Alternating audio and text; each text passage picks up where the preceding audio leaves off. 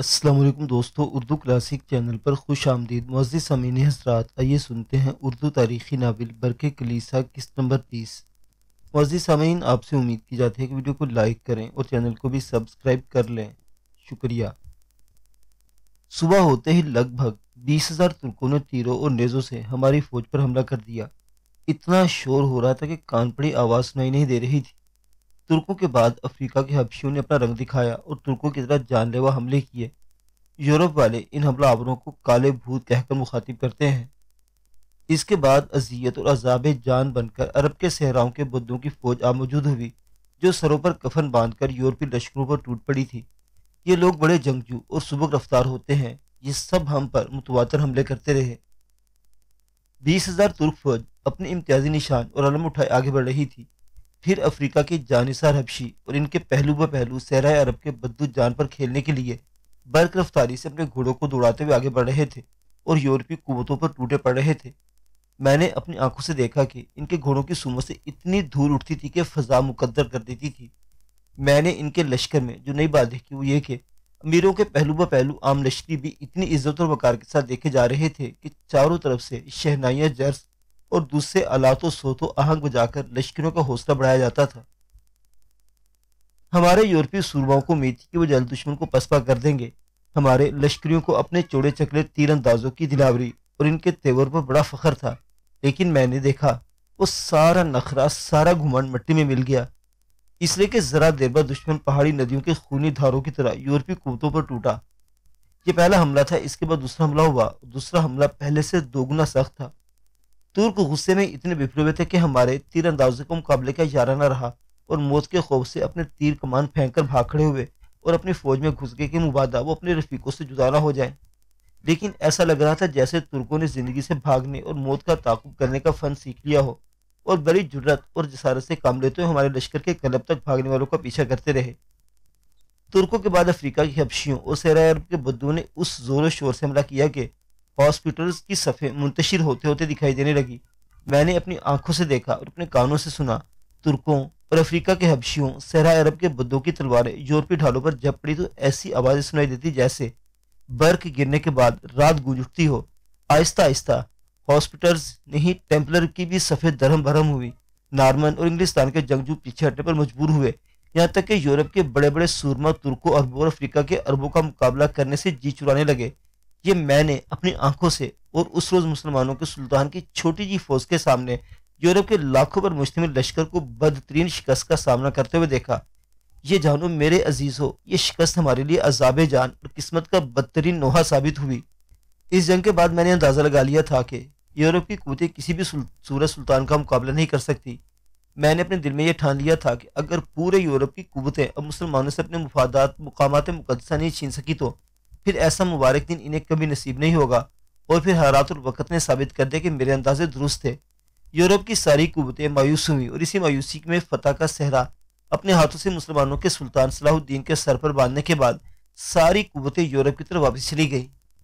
بشیپ Walter کی اس گفتگو نے سارے لوگوں کو اداس، پریشان اور غمگین کر کے رکھ دیا تھا۔ کچھ دیر تک الفانسو کے اس کمرے میں خاموشی طاری رہی۔ اس کے بعد ہیوبرٹ والٹر نے الفانسو کی طرف دیکھتے ہوئے پھر کہنا شروع کیا، اسپین کے عظیم حکمران، یہ نصرانی قوم کی عجیب بدقسمتی ہے کہ جس مقصد کے لیے پورا یورپ فلسطین کی طرف گیا، اس میں ناکامی کا منہ دیکھنا پڑا۔ ہزاروں نصرانی رضاکار جو برسہ برس جنگی تربیت حاصل کرتے رہے، بڑے بڑے ٹیمپلر، نایاب قسم کے ہاسپٹل جو اپنے آپ کو بے مثل تیغ زن اور بے مثال سورما خیال کرتے تھے، ان سب کی تدبیریں، ان سب کے جنگی تجربے مسلمانوں کے سلطان کے سامنے ناکام رہے۔ یہ ناکامی دیکھتے ہوئے میں نے ایک عزم لے کر اسپین کا رخ کیا ہے۔ میں کس مقصد کے لیے آپ کی طرف آیا ہوں وہ بھی بیان کرتا ہوں۔ فلسطین میں عیسائی دنیا کی شکست اپنے آنکھوں سے دیکھنے کے بعد اپنے کانوں سے میں نے ایک انتہائی بری خبر سنی ہے، وہ یہ کہ یورپی رضاکاروں کے بڑے بڑے اور عظیم دستے اسپین سے نکل کر فلسطین کا رخ کر رہے تھے تاکہ وہ یورپی قوتوں کی مدد کر سکے جو صلاح الدین کے خلاف برسرے پیکار تھیں۔ پھر فلسطین میں یہ خبریں پہنچی کہ یورپی قوتوں کے دو بڑے گروہ جنہوں نے فلسطین کا رخ کیا تھا، ان پر کھلے سمندر میں مسلمانوں کی بحری قوتیں حملہ ہوئی اور ان کا کام تمام کر کے رکھ دیا۔ یہ دوسرا صدمہ تھا جو فلسطین کی شکست کے بعد سننے کو ملا۔ فلسطین میں جو یورپی لشکری مسلمانوں کے خلاف برسرے پیکار تھے، ان کے کانوں میں یہ خبریں پہنچی کہ ہزاروں یورپی سورماؤں کو کھلے سمندر کے اندر مراکش کے حکمران یعقوب المنصور کے ایک سالار احمد بن سعید نے غرق کر دیا ہے۔ یقین جانے اس خبر سے فلسطین میں جو ہمارے سورما تھے ان کے اندر چند دن کے لیے صفحے ماتم بچھ کر رہ گئی تھی۔ فلسطین میں لڑنے والے سورماؤں کے کچھ گروہوں نے یہ خبر سن کر قسم کھائی تھی کہ اب جب کہ وہ مسلمانوں کے سلطان کے ہاتھوں شکست اٹھا چکے ہیں تو اسپین کا رخ کریں گے اور ان قوتوں سے انتقام لیں گے جنہوں نے یورپی رضاکاروں کو کھلے سمندر کے اندر غرق کیا۔ اب چونکہ فلسطین سے سیدھا اسپین کی بندرگاہوں کی طرف آنے والا راستہ خطرناک صورت اختیار کر گیا ہے۔ یورپی حکمرانوں کے مخبروں اور جاسوسوں نے اطلاع کر دیا کہ منرکہ کے آس پاس کے گمنام اور غیر آباد جزیروں میں مسلمانوں کی ایک ایسی بحری قوت ہے جسے سر نہیں کیا جا سکتا۔ اگر فلسطین سے نکل کر کسی نے بھی اس راستے اسپین کا رخ کرنے کی کوشش کی تو مسلمانوں کی وہ قوت انہیں غرق کے آب کر کے رکھ دے گی۔ اس خبر کے ملنے کے بعد احتیاط برتی گئی۔ اب فلسطین میں صلاح الدین کے سامنے ناکامی کا منہ دیکھنے والے ہاسپٹلر، ٹیمپلر اور صلیبی رضاکار جو اسپین میں مسلمانوں کے خلاف انتقام لینا چاہتے ہیں انہوں نے دوسرا راستہ اختیار کیا ہے۔ یونان، اٹلی اور فرانس سے ہوتے ہوئے وہ اسپین میں داخل ہوں گے۔ آپ اور پرتگال کے حکمران سینکو کو پہلو بہ پہلو وہ مسلمانوں سے جنگ کریں گے۔ فلسطین کے اندر گروہی شکل میں ایک قسم کھائی گئی تھی کہ فلسطین میں شکست کا انتقام اسپین سے لیا جائے گا اور مسلمانوں کو ذلیل اور رسوا کر کے اسپین سے نکالا جائے گا۔ مجھے امید ہے کہ چند یوم تک فرانس کے راستے بے شمار رضاکار آپ اور سینکو کے پاس جمع ہونا شروع ہو جائیں گے۔ میری آپ سے استدعا ہے کہ فلسطین کی جنگ میں جو ہمیں شکست کا سامنا اور داغ اٹھانا پڑا ہے اسے ہم اسپین میں دھو سکتے ہیں۔ بشی والٹر کی اس گفتگو پر الفانسو تھوڑی دیر تک اسے توصیفی انداز میں دیکھتا رہا، ساتھ ہی ساتھ کچھ سوچتا رہا۔ اس کے بعد اس نے والٹر کو کہنا شروع کیا، محترم بشی، آپ نے جو گفتگو کی ہے اس کے رد عمل کا اظہار تو میں بعد میں کروں گا، پہلے میں آپ سے ایک بات کی وضاحت کرنا چاہتا ہوں۔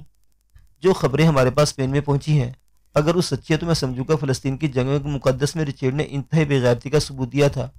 آپ مجھے یہ بتائیے کہ انگلستان کے بادشاہ رچرڈ نے اپنی بہن جون کا رشتہ صلاح الدین کے بھائی العادل کو دینے کی پیشکش کی تھی۔ والٹر کی گردن تھوڑی دیر کے لیے شرمساری میں جھک گئی تھی۔ گردن جھکائی جھکائی اس نے کچھ سوچا، پھر الفانسو کی طرف دیکھنا اور ساتھ ہی کہنا شروع کیا، محترم الفانسو، جو کچھ آپ لوگوں نے سنا ہے وہ درست ہے۔ رچرڈ شاہ انگلستان، فرانس کے حکمران اور دیگر یورپی حکمرانوں نے جب یہ اندازہ لگا لیا کہ اگر وہ قیامت تک بھی مسلمانوں کے سلطان صلاح الدین کے خلاف جنگ کرتے رہیں گے تو فلسطین کی ایک انچ زمین بھی اسے نہیں چھین سکتے، انہیں یقین ہو گیا تھا کہ جب تک ان کے سامنے صلاح الدین ہے وہ ارض مقدس میں کوئی کامیابی حاصل نہیں کر سکتے۔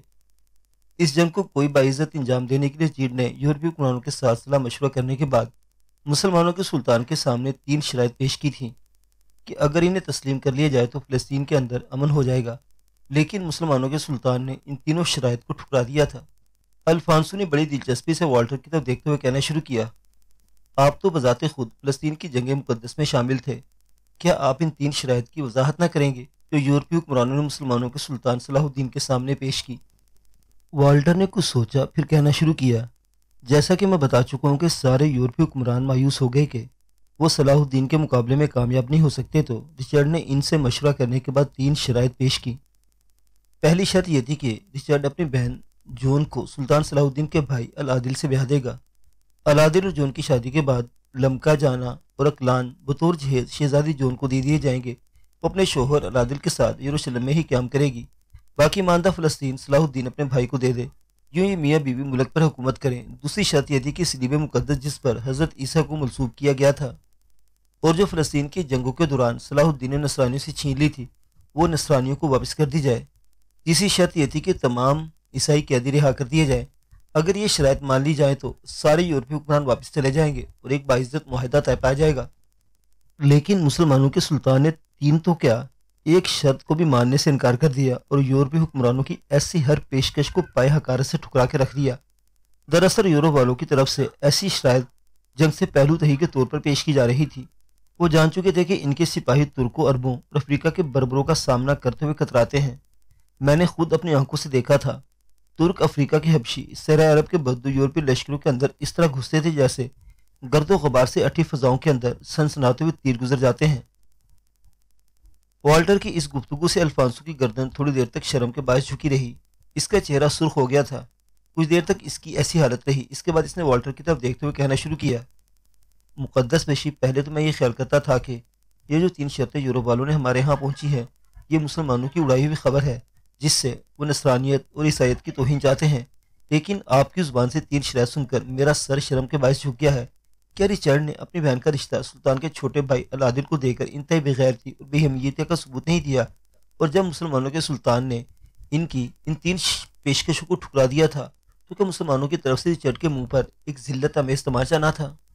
الفانسو کی گفتگو سے والٹر کے چہرے پر کاٹ کھانے والی طنز مسکراہٹ نمودار ہوئی۔ اس کے بعد اس کمرے میں اس کی آواز سنائی دی تھی، محترم الفانسو، جو ہونا تھا وہ تو ہو چکا۔ اب ان توہین آمیز شرائط کو ہم واپس لینا چاہیں تو وہ داغ تو نہیں دل سکتے جو ہمارے دامن پر لگ چکے ہیں۔ بہرحال انجام یہ کہ برسوں کی مقدس جنگ میں فلسطین کے اندر مسلمانوں کے سلطان کے سامنے یورپ کی ہر قوت کو شکست ہوئی۔ اب وہ شکست خوردہ عناصر فرانس کے راستے اسپین میں داخل ہوں گے۔ اسپین میں رہتے ہوئے آپ اور پرتگال کے حکمران سینکو کی سرکردگی میں فلسطین کی جنگوں میں شکست کے جو داغ لگے ہیں انہیں دھونے کی کوشش کریں گے۔ میرے خیال میں فلسطین سے آپ اور سینکو کی طرف آنے والے جنگجو یقیناً آپ کے لیے طاقت اور قوت کا باعث بنیں گے۔ والٹر چپ ہو گیا۔ جواب میں الفانسو بول پڑا، محترم بشیپ، جو آپ نے کہا میں اسے قدر کی نگاہ سے دیکھتا ہوں۔ میرے اور سینکو کے لشکر میں پہلے ہی بے شمار یورپی رضاکار شامل ہو چکے ہیں۔ اس سے پہلے مراکش کے حکمران المنصور کے ساتھ ہماری جنگیں ہوئی تھی۔ اس وقت جو میرے پاس لشکر تھا اس کی نسبت اب میرے پاس دوگنا لشکر ہے۔ ایسی ہی کیفیت سینکو کی ہے۔ اگر فلسطین سے فارغ ہونے والے یورپی رضاکار فرانس کے راستے ہمارا اور پرتگال کے حکمران سینکو کا رخ کرتے ہیں تو کھلے دل کے ساتھ انہیں خوش آمدید کہیں گے، انہیں اپنے لشکروں میں شامل کریں گے، اور یہاں کے ماحول کے مطابق ان کی بہترین جنگی تربیت کے بعد ہم یعقوب المنصور کے ساتھ ایسی جنگوں کا سلسلہ شروع کریں گے جس کا انجام المنصور کے لیے انتہائی درجہ کا بدترین اور ذلت آمیز ہوگا۔ میں آپ کے سامنے قسم کھاتا ہوں، جو شکست نصرانیت کو فلسطین میں اٹھانا پڑی ہے اس کا بدلہ ہم اسپین میں ضرور لیں گے۔ شاید آپ کے لیے یہ انکشاف نیا ہو کہ میں طلعتلہ شہر کے سب سے بڑے کلیسا میں گیا اور شہر کے بشپ اور پادروں کے سامنے کھڑے ہو کر میں نے سلیب اٹھا کر قسم کھائی کہ جب تک گزشتہ جنگ میں مارے جانے والے لاکھوں عیسائی مقتولین کا مسلمانوں سے بدلہ نہ لوں گا اس وقت تک پلنگ پر نہ سوؤں گا، گھوڑے کی سواری نہ کروں گا اور ہر قسم کے عیش و آرام کو اپنے اوپر حرام جانوں گا۔ مقدس بشیپ، میں اب تک اپنی اس قسم پر قائم و دائم ہوں اور ان قریب اپنی اس قسم کو پورا کرنے کی کوشش کروں گا۔ جو ہی فلسطین سے لوٹنے والے جنگجو اسپین میں داخل ہوتے ہیں اور انہیں اور میرے اور سینکو کے لشکر میں شامل کر لیا جاتا ہے، پھر آپ دیکھیں کہ ہم کیسے مسلمانوں کے حکمران المنصور کے خلاف جنگوں کی ابتدا کرتے ہیں۔ اس دفعہ ان کے خلاف محاذ کھولنے کا ہمارا ایک نیا طریقہ کار ہوگا۔ وہ جگہ جگہ بھٹکتا پھرے گا پر ہمارے حملوں کو روک نہ پائے گا، اس لیے کہ ہم اس کے لیے ایک نہیں کئی محاذ کھولیں گے۔ وہ ہمیشہ ہمارے سامنے 40 سے 60 ہزار کا لشکر لے کر آیا ہے، لیکن اس بار ہم اس کے سامنے ایسا لشکر لے کر جائیں گے جس کی تعداد 6 سے 8 لاکھ کے لگ بھگ ہوگی۔ یہ ایک ایسا سالاب، ایک ایسا ریلا ہوگا جسے یعقوب المنصور مورینا کے کوہستانی سلسلے تک بھی نہ روک پائے گا۔ الفانسو کی گفتگو سے والٹر کے چہرے پر مسکراہٹ بکھر گئی، پھر وہ بول اٹھا، آپ کی اس گفتگو نے میرا دل خوش کر دیا ہے۔ اب میں اس دکھ، اس غم کو بھول جاؤں گا جو میں فلسطین سے لے کر آیا ہوں۔ والٹر کی اس گفتگو کے جواب میں الفانسو بھی بول پڑا، آپ کی آمد سے پہلے ہم یعقوب المنصور پر حملہ ہونے کے متعلق لاہ عمل طے کر رہے تھے۔ بہرحال آپ کی آمد ہمارے لیے ایک سعادت ہے۔ آپ اگر مستقل ہمارے ہاں قیام کریں تو یہ ہمارے لیے فخر کا باعث ہوگی، اور اگر آپ کہیں اور جانا چاہیں تو تب بھی میں آپ سے گزارش کروں گا کہ آپ کچھ دن ہمیں میزبانی کا شرف عطا کریں۔ اس کے بعد آپ نے جہاں جانا ہوگا میں خود آپ کو وہاں پہنچانے کا اہتمام کر دوں گا۔ الفانسو کی اس پیشکش کو بشپ والٹر نے قبول کر لیا۔ پھر الفانسو نے بشپ والٹر کو اپنے شاہی قصر میں ایک معزز مہمان کی حیثیت سے ٹھہرا لیا۔